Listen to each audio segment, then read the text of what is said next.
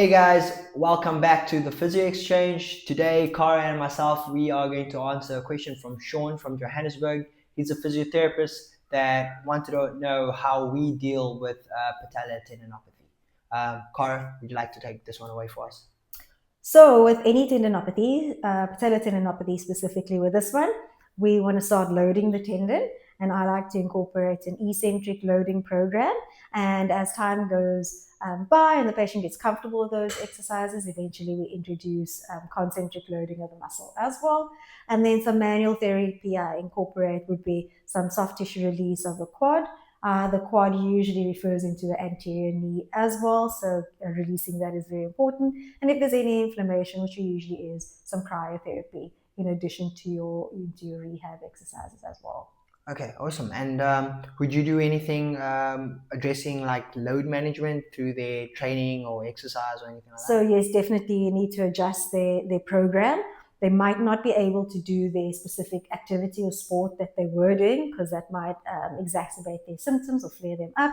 So then we cross train or we give them something else to do. I never stop exercise or stop activity. We alter your program and we change it up, but you're definitely staying active Awesome. while we're treating, I basically. definitely do the same approach. We're not taking them totally out of activity because that could decondition them for whatever activity, which might throw a span in the works when we then try to reintroduce them. That load becoming too much if they were deconditioned. Um, Chatting about the eccentric programming, if we read research, we have this constant battle. If we see randomized trials and things comparing isometric loads and eccentric loads, which one is better, isometric or eccentric? And then one year we have eccentric being the top dog, and the next time they say no, that's actually wrong, it's actually isometrics. That is research. In clinical practice we have both of those tools. Eccentrics being the ability to load that tendon, build strength through eccentric ranges, and then remodeling that tissue, because we know with tendinopathy is basically the destructive phase happens faster than the repair phase, and then deforming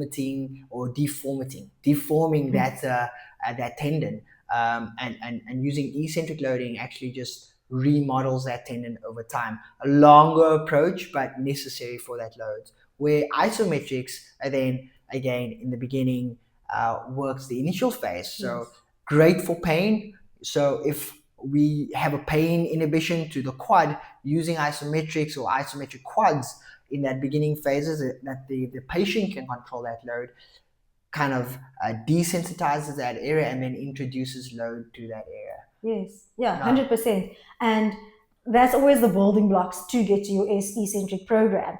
And the other day I had someone come in and he was he was far down the line. He was 7 months post injury, but he never had the correct program.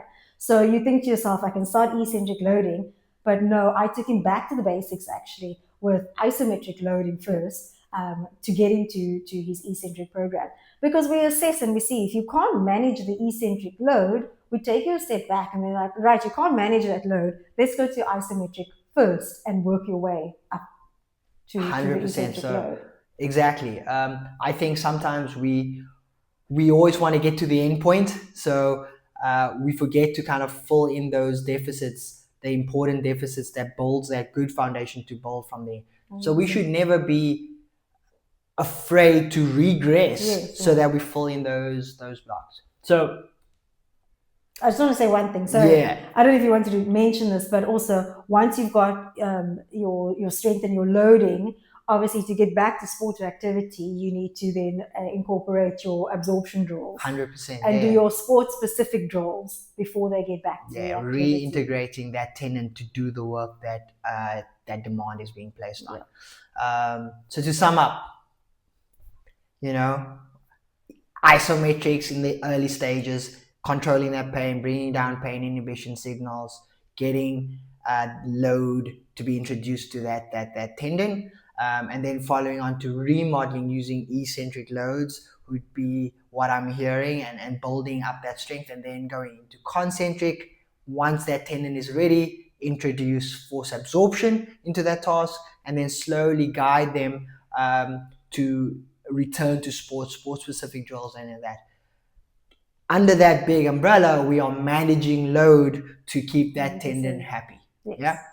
So that's what we would do to go about those things. Obviously, there are different approaches, and it's very patient specific. So what works with one might not work with the other. So it's you got to kind of through trial and error sometimes work with the patient and figure out what their goals are and how they return back to their sport.